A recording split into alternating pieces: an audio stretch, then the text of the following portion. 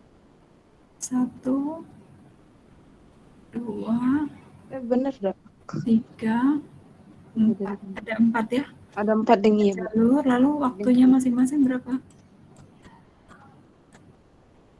Waktu yang pertama Bentar, Bu.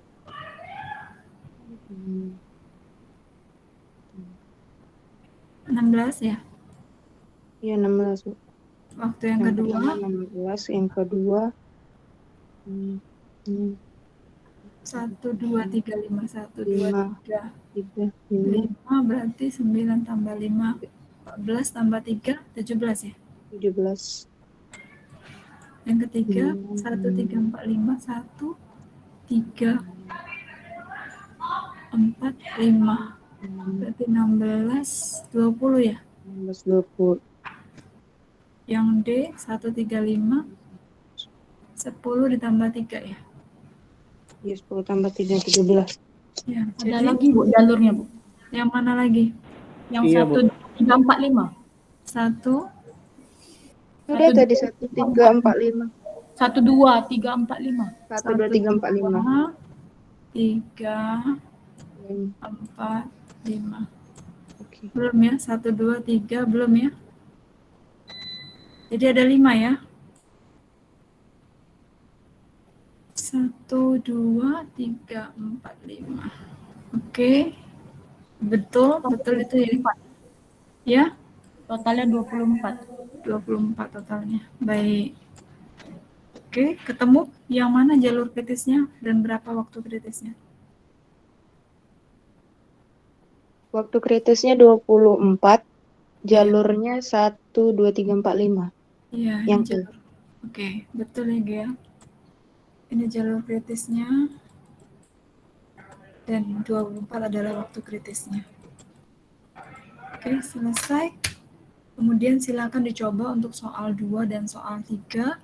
Yang sudah selesai boleh share di WAG ya.